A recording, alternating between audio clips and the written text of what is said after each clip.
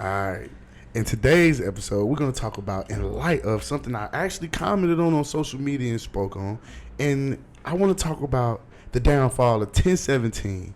Something I saw on the Keisha Kayor interview when Gucci asked her, she asked her husband the first question that everybody wanted to know. What is going on with your artists and why they keep getting locked up? So the streets want to know why all your 1017 artists keep going to jail. Oh, wow. So that's how we're going to start. Yes, sir. What is going on? And dying.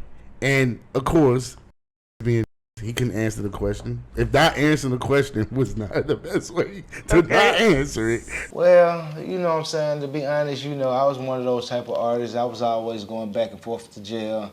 And I try to, help those artists that I feel like, I see a lot of myself in. You know what I'm saying? Right. Guwap did it, and I love WAP. So this is not a case of slander. This is more of a cautionary tale, because you would be label owners, even including myself. I've went through this with artists who have problems and stuff and things of that nature and personal demons. So today, I'll call it the downfall of 1017. I'll start off first with Waco standout in talent, in case you don't know. Hot Boy Wes, from Waco, born and raised, you know what I'm saying? Standout talent, went to jail for a while, came home, rapped his off, caught a deal with Gucci Mane, gets his fame, gets his money, blows up, implodes, back in jail. And here's the thing, I actually had the pleasure of meeting this guy. Y'all go get Lil Dre GMB, Slum Babies, out right now featuring Hot Boy Wes. When you just get vibes off of they just completely unhinged. That's him. I was about to ask you that. That's him. What kind of vibes was it? It was completely unhinged vibes. Unhinged. I got he always nervous. He always fidgety. Jittery. Who you done shot, nigga? Yeah, what the hell going on? You ever be around a nigga so jittery, you bro, let me get the away from this nigga for somebody. I forgot your car. I don't like nobody moving behind me. Yeah, what you mean? Sit your ass still, boy. If you a nigga like that, I really don't even want to be around you. Because if you worried about me just being behind you in the seat, nigga, oh man, what you got going on? Anyway, I always assume people on drugs, but anyway, keep going. Had an episode, artist I deal with, messing with my homeboy. He had an episode where he had a studio session with Hot Boy West. You could tell the crash out when you see one. You know what I'm saying? And the nigga ain't never had nothing. He let us know how he got his bread. He effed it off, of course.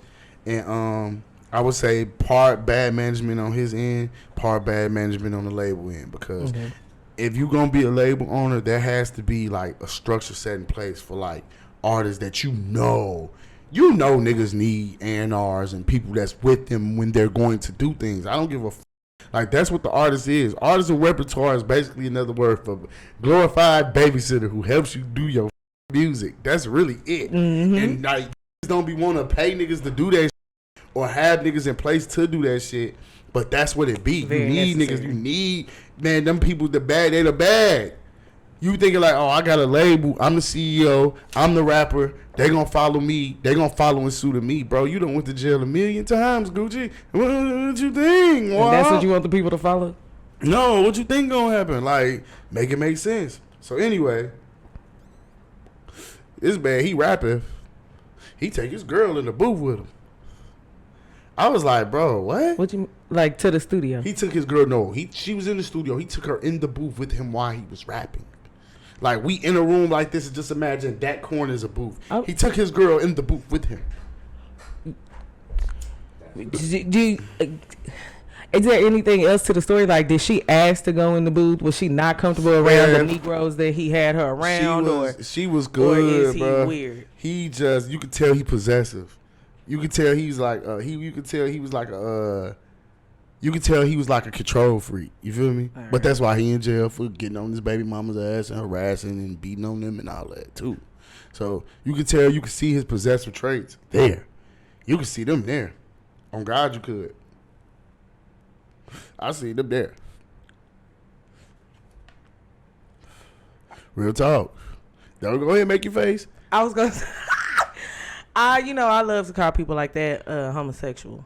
Wait a minute, what? Yep, see? That's why I tried to be quiet. You asked me to say what was on my mind. I tried to not say it. But a lot of times, no, but for real, just being honest, when a man is not secure enough, any man, because in the booth, usually you can see out of the booth. You can look, if you just really want to keep an eye on me, bro, you can look out the little window thing. You can see me.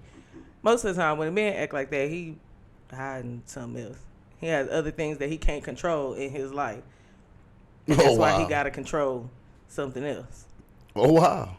Interesting. Ghetto therapy with Autumn. Sorry. Wow. Okay, that's a bombshell. Stamp it and put it there. The next one, of course, God bless the dead. Has a CEO or a vice president. I've had trouble with this one. I could speak on this from a personal level. Drug use with artists is the most painful ever. When you see a kid, or I ain't got to name the kid. Everybody know. It's most painful ever when you see an artist with a drug habit that you love and you care for, and they have all the potential in the world, and it's not. I hate it because I hate this new drug epidemic. Like, man, the crackheads ain't the same. At least we got work out of David Ruffin. These are like, why all the crackheads that was rapping and making music back in the days, like Bobby Brown, like, I'll think about it. These little dope fiends now that make this music, I don't want to call them that and be rude or whatever, so let me rephrase that because that may come off a little harsh. These drug users now that's in the rap game, bro, like, they just get on their perks and they just whatever. Like, I remember, like, when we at least got functioning drug addicts, man. They knew they had to keep rapping and singing to keep getting high at least. DMX was a whole functioning crackhead, and I love him. No disrespect to DMX. No disrespect to Darkman X ever. He was a whole functioning crack user. This is a fact. He made it to the heights that... He did Woodstock, basically. You gonna hate it when I say this, and I can say this as a man. I can look in the camera. He probably is the most famous. Besides, man, Whitney Houston. Need I say more? I could go all day with drug use in hip hop and music, but I won't. Because it goes along with creativity. Because it goes along with creativity. Man, look, Jimi Hendrix wrote that. He wrote some of the Purple Haze was on heroin. Trust me, I'm aware of it. Rick James. LSD man, was real big on it. Maybe they need to go back. Maybe it's the type of drugs. Yeah, I tell people all the time. So they need to just go back to LSD. Mm-hmm. Seeing colors. Okay. I can't really go because he had like a great craft. He was a great artist. He was a great rapper. He had a lot going for himself. The streets didn't kill him. A bad perk took him out. Long live Scar. Spicy. He was up next, hot, and it's like you can't monitor that. Like, I don't care how good of an executive you are. What you do on your own time, I can't be with you every day now. Right. At some point, you gotta see it on your own that the drug is not worth your motion and what you got going, or your life, Like, even like I said all the time, at least the crackheads that I was growing up listening to, them niggas was at least making it work, man. But next, I'm gonna go to Fuiano. Baby mama, man, barely see my son. Him, he gets on rap. Who he end up with? Rennie Rucci. I know he in jail 6. She pregnant. Woo! Just imagine you go top of the world, sign the Gucci, got one of the hardest songs, one of the best freestyles. You running with Pooh, Shiesty, you running with Big 30, all these niggas. Then you go to jail for 5 years, and your girl Rennie Rucci get pregnant. Oh, hurt. Rucci, I heard that name in a minute. Man, it's ugly. Then next, who else, man? Of course, Pooh. And I say this with all due respect. Kid, you have definitely made it to the big leagues. They now name a baklava that they use in the military to cover their face after you, called the Shiesty mask. Crazy. That's what it is called. That is the proper name for the mask that you little niggas wear is called a baklava. It's called a full face mask. What do you think about them like changing it from baklava to like it's the Pooh Shiesty mask? Now that's crazy. It shows you that our culture will always run the market. Yep. It was a baklava. It's called the baklava. That's what it's for. I remember seeing this on my T-850 equipment. I used to have one. They used to have them in the military, give them to you for concealment. They give you a brown one, they give you a black one.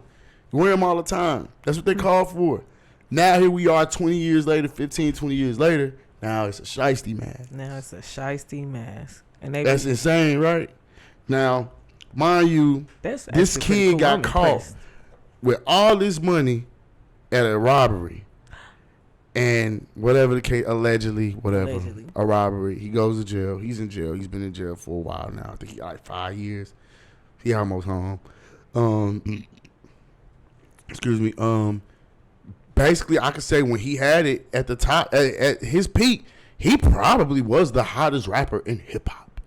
Gucci had the hottest freshman in hip hop. He always do though. He had the hottest nigga in hip hop for sure. Gucci definitely did. Yeah, when he had the Thug and them though, he was still like him. He was like still trying to be an artist. So it was a little different than now. Like he had to let them go. Them niggas was gonna outgrow him anyway. I would say Love and Change, she left. She not on 1017 no more. Big Walk Dog, we haven't heard anything from him.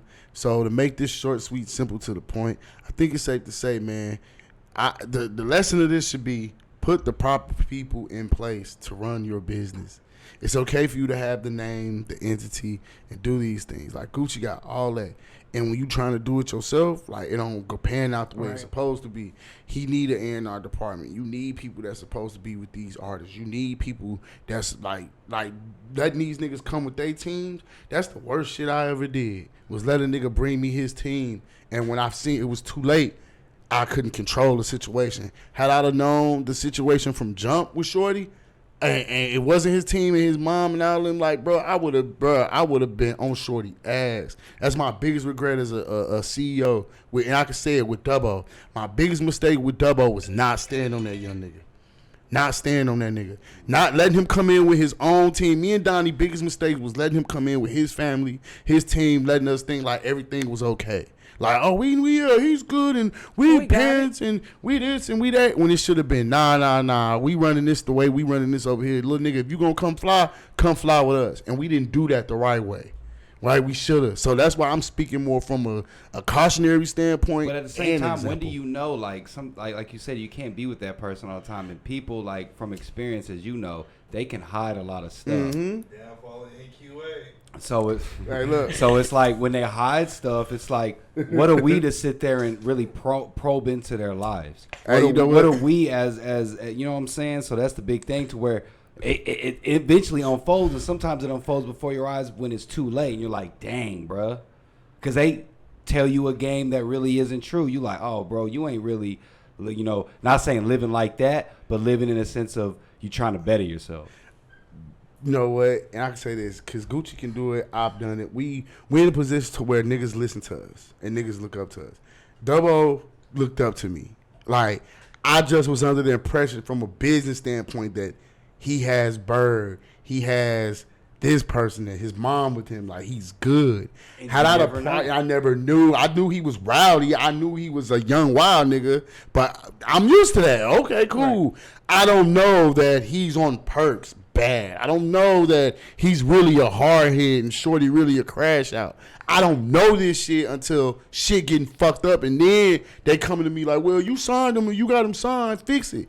Nigga, wait a minute, hold on. Like, and about the time I got to it, unfortunately it was too late. Now he in jail for a nice amount of time, and like, it's sad because like he had all the potential in the world. But it was partially on me too, because I should have known and pried more harder, knowing that it was money on the floor and it was business on the table. So Gucci Mane, like, he gave a bullshit answer. So I'll buy that. He gave a bullshit answer, man. But I'll go from that. I'll go for that because, like, at the end of the day, you the nigga with the bag. Once I change your life, what you do is on you. And it's sad that labels do look at it like that, unfortunately. He looking at, like, when you should have systems in place for that shit. Like, you gotta look at it. And you know what it be too? And I don't want to call him a bad businessman, but I call it point shaving before we get up out of here. It's called point shaving. Like, a label can give you a bag for your label for like $1 million, $2, $3 million, right? You supposed to take that money. Like, say for instance, somebody give me a deal for NQA right now, right? Let's say for instance, Universal do like a joint deal, a joint venture deal, and they basically come to me with a bag. I'm supposed to take that money. I'm supposed to go hire staff, pay staff to put them in place. I'm supposed to go get offices, supplies, all this shit in place to show we have a running viable business. A lot of niggas, they just be like, yeah, I got a business. I'm the CEO. Yeah, I got my label. Yeah, give me the bag. And they keep the bag. They pay the artist. And they be like, all right, and I can pay for everything y'all do. We don't need no niggas in between. Y'all doing y'all own thing. And that's what happened with them. That's why all the music was great. But ain't no order. Music can be great as but ain't no order. That's why. Yeah. I personally feel like the biggest issue is not having a person in place, but not having the right person in place. Because at some point we lose the empathy, we lose the ability to look at a situation and be able to tell a person like, hey, okay, there needs to be all right, you know what, you spending too much money. You just got to put your foot down. If I'm investing in you, at some point, that's almost like, yeah, I'm your daddy now. Yeah. Like, you know what I'm saying? I'm putting something behind you. You need to take the proper steps. Now, of course, yeah, you cannot literally control a person, but there don't be enough people to be able to see the signs of a person going wrong before it's too late. You know what I'm saying? And then also have not only see the signs, but also already have something in place. If we got to send you to rehab, we got to send you to rehab. Oh well. And that's because you know good to me. You know good to me. Dead. You OD. You know what I'm saying? Like, so at the end of the day, they need to have more. I personally believe they need to have more people that are actually paying attention to a person's habits rather than just what's going on. Like you know we saw it, and looking back on it, you're not bringing that much money in for you to be spending this much in the, you know what I'm saying? Like, and the crazy part is, I'm gonna say this too, and then I'm gonna let us get off of here in a minute. We should have known with Dubbo from jump when we seen him nodding off when he was signing his deal with Bird at the table, and we didn't notice we didn't pay attention to none of the signs until it was late. You feel what I'm saying? Because hindsight is always 20/20. Now I look at that. Me and Donnie was, hey, no bull, Jack D on my mama. Me and Donnie was talking about this shit the other day, y'all. We was thinking about all the shit with Dubbo we went through, and we was like, bro, he was nodding off the night he signed his deal at the table with Bird. And we should have said something then, and we didn't. I'm like, well, to say this, in hindsight, what I could tell every CEO, everybody, every artist, every CEO, every manager, everybody that's in a position to where you working with artists, you doing things with artists, watch your investment. Pay attention to them. Watch them. Like, this ain't just a cash and carry business. These are people with real demons, real problems and everything. And knowing what I know now, then I would have paid a lot more attention to a lot of shit I could have avoided. And I didn't. As CEOs, we're not meant to be cool. We're not here to be the friend. We're here to get business done. Same thing with managers, A&Rs, whatever the case is. And there's some artists, I understand. You cannot help. You can't. Some of them just ain't never had. All they know is they want to get in front of a mic, pop their perks, and just pass the fuck out and die. And they're okay with that. Yeah, it's some little niggas that's going to tell you, bro, I'm going to pop these pills to my kidney give out. It's some little niggas, I done seen bro, it's a little nigga named Lil Perk. He gonna tell you, bro. Yeah, it's little niggas that's gonna tell you, like, bro, I'm gonna do these drugs. I'm gonna pop these guns till I die. I'm with that. And that's Lil Perk. That's how it goes. And that's how it goes. Sad, but it's just the way of the world. And when you see an artist like that, the best thing you can do is separate yourself, because we scorching the earth at this point. You gotta know when to cut your losses. Cut your losses, man. You gotta know when to cut your losses. But I'm going to get ready to head out of here. I just want to tell y'all, thank y'all for tapping in. Make sure y'all like, share, subscribe. Hey, man, it's your boy, Big Gang. You tapping into Pop Austin Media. You like that content? Man, hit that like, subscribe button, and get in tune. For sure, for sure.